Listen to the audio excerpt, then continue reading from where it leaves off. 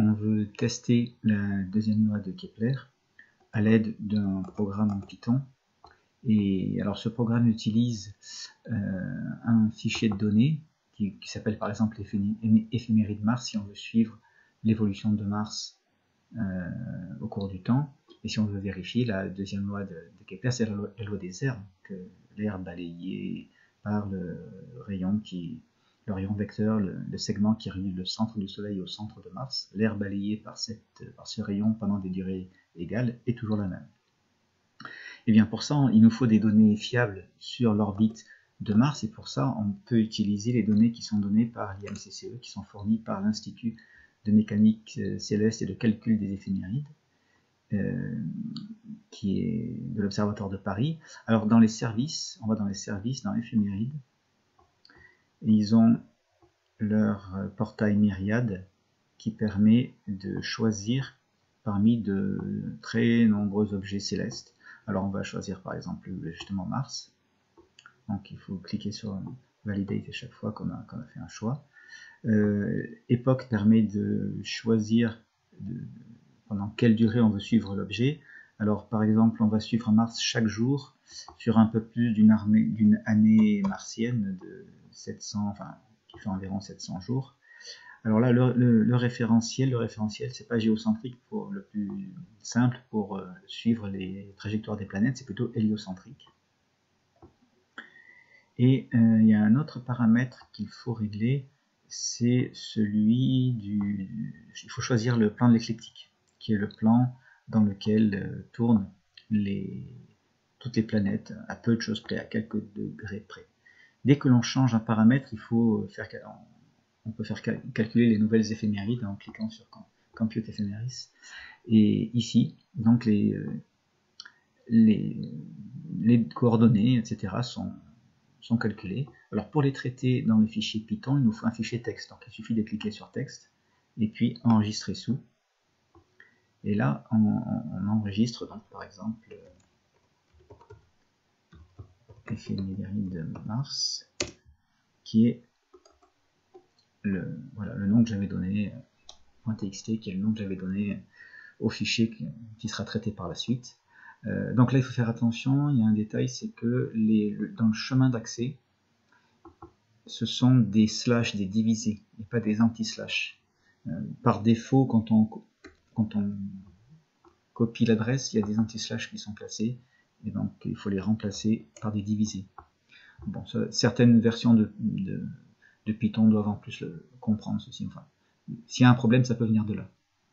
Ensuite, donc il y a tout un traitement qui est fait pour extraire les données du fichier texte, qui a plusieurs colonnes comme ceci. Donc ça, c'est des commandes qui sont standards. Et ensuite, on fait calculer l'air balayé pendant 2 mesures successives. Alors oui, ici, il y a le delta t, il y a la durée. Je l'ai rentré à la main, c'est-à-dire la durée entre deux valeurs, en secondes. Dans le programme que j'utilise ici, il faut le rentrer à la main, ça. Bon, on peut faire exécuter, donc essayer de voir ce que donne la deuxième loi de Kepler. Et bien on voit que l'air balayé pendant delta t, qui est la durée qui est rentrée ici, est à peu près constante. Elle est constante même sur voilà, les plus de... on est à 60 millions, c'est en secondes, 2 secondes, c'est bien, là, ça correspond à la durée d'une année, presque 700, enfin presque 600, pardon, millions de secondes, c'est la durée d'une année martienne. Donc l'air ne varie quasiment pas.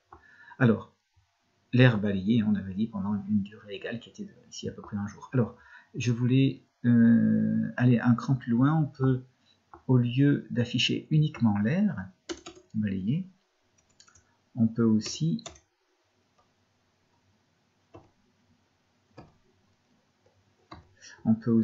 afficher le rayon.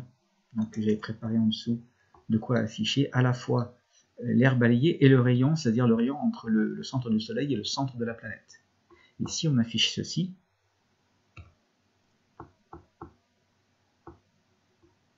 on obtient cette figure où donc l'air est en vert ici, et bien l'air ne bouge quasiment pas, alors que sur un an on voit que le rayon, lui, il varie un petit peu.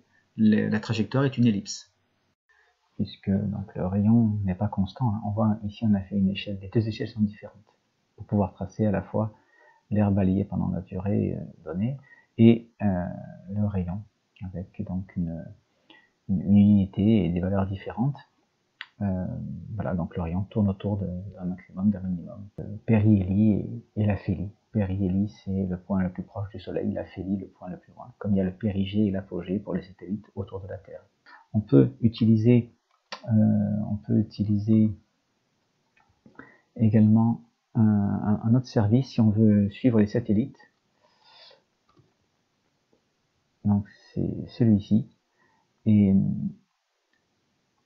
là, on peut choisir les satellites et choisir notamment de, alors, soit on a des catégories, etc. pour choisir les satellites en orbite, mais on peut aussi directement, si on connaît le satellite que l'on veut suivre, chercher dans la base de données avec le nom du satellite. On cherche par son nom. Par exemple, j'avais testé un satellite japonais à Kibono qui est, bon, j'avais pris cet exemple. Et donc, les résultats de la recherche apparaissent en dessous, et on fait track it pour avoir les données en temps réel du satellite.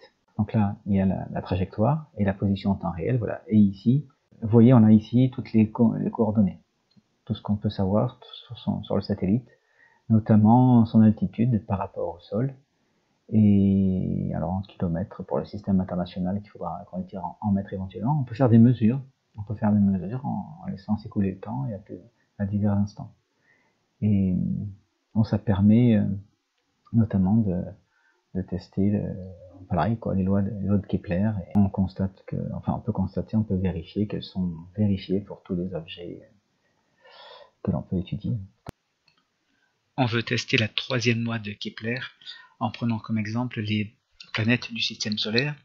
L'objet central dans ce cas-là c'est le Soleil, et les planètes ont des orbites qui sont quasiment circulaires, elliptiques, surtout pour Mercure la plus proche qui est assez elliptique. Et alors la troisième loi de Kepler est là pour expression mathématique, ce qui est écrit ici. On voit que le rapport entre le cube du rayon de la trajectoire sur le carré de la période de révolution est une constante qui ne dépend que de la masse de l'objet central. Si jamais on a une trajectoire qui est elliptique, il faut remplacer R, le cube R, le rayon du cercle, de la trajectoire circulaire, par ce qu'on appelle le demi-grand axe de l'ellipse, qui est la moitié de la plus grande longueur de l'ellipse. Ça joue le rôle du rayon pour une ellipse. Donc là, cette loi, elle peut s'écrire également R3, on voit que R3 est proportionnel à T au carré. Et le coefficient de proportionnalité, c'est grand G grand M sur 4 pi carré, qui vaut environ, si on fait l'application numérique pour le Soleil, les 2 grand M égale 2 fois 10 puissance 30 kg environ, on obtient quelque chose qui est voisin de 3,4 fois 10 puissance 18 mètres cubes seconde moins 2. Alors si on veut tester les planètes, on regarde dans les tables les valeurs des paramètres des orbites des planètes, et donc elles sont rassemblées ici dans le tableur. On a rassemblé ici dans ce tableau des valeurs du rayon de la trajectoire et de la période de révolution. Et pour les planètes qui ont vraiment des trajectoires elliptiques, le rayon est remplacé par le demi-grand axe. Alors on fait calculer également R3 et T carré pour pouvoir les tracer. Et donc ça donne ces valeurs. Et lorsqu'on trace les deux, alors je rappelle, ici on est censé avoir R3 proportionnel à T carré avec un coefficient de proportionnalité voisin de cette valeur qui est écrite en bas, 3,4 fois 10 puissance 18 mètres cubes seconde moins 2. Et on obtient, lorsqu'on trace ce qu'on vient de calculer, quelque chose qui répond tout à fait à ce qu'on vient de voir. On a un modèle qui est une droite qui est quasiment linéaire. On voit qu'il y a un coefficient directeur, hein, le modèle, la régression linéaire donne 3,4 là, fois 10 puissance 18 fois x c'était bien le carré de la période, moins quelque chose qui est petit en 10 puissance 34, alors qu'ici on est en 10 puissance 38 au maximum. Donc on est 10 000 fois plus petit là l'écart. Mais il y a un défaut ici, c'est que on a finalement peu de planètes qui apparaissent ici. on voit bien Neptune, Uranus, Saturne, et puis on distingue à peine Jupiter, et toutes les autres sont rassemblées ici. C'est parce que les distances des planètes externes là sont très très grandes. Si on compare aux distances des planètes internes du système solaire. Les planètes internes, c'est Mercure, Vénus, la Terre et Mars. Ce sont les planètes telluriques qui ont un sol matériel, qui ont un sol qui n'est pas gazeux. Les planètes qui ont un sol qui n'est pas gazeux, alors qu'à partir de Jupiter, ce sont les géantes gazeuses, elles sont très grandes et elles n'ont pas de sol à proprement parler. Ce sont des planètes uniquement constituées de gaz. Et donc il y a une telle différence de distance au Soleil entre ces planètes que c'est vraiment très, très écrasé. On n'arrive pas trop à distinguer ce qui se passe vers le centre. Et alors pour améliorer ceci, nous allons faire la chose suivante. Donc c'est la remarque que je disais. On va utiliser une échelle logarithmique. On va prendre le logarithme de part et d'autre de l'expression mathématique de la troisième mode Kepler. Et ce faisant, on va faire donc ln de r au cube égale à ln de grand G grand N 4pi carré fois t carré. Et en utilisant les propriétés du logarithme, ça nous donne que 3 fois ln de r égale ln de la constante plus ln de t carré, c'est-à-dire 2 fois ln de t. Et donc on se ramène à une relation qui est du type, qui est censée être, disons, du type ln de r égale 1 tiers du ln de la constante plus 2 tiers de ln de t. Et en faisant l'application numérique, on a l'expression qui est en bas, qui peut s'écrire comme 0,67 fois ln de t plus 14. Pour tester maintenant cette loi, il faut donc faire calculer, à partir des valeurs expérimentales, le logarithme de r et le logarithme de t. Donc dans le tableau, on ajoute une colonne avec ln de t et ln de r. Et on va maintenant tracer donc l'un en fonction de l'autre. Et ce qu'on obtient, c'est ceci.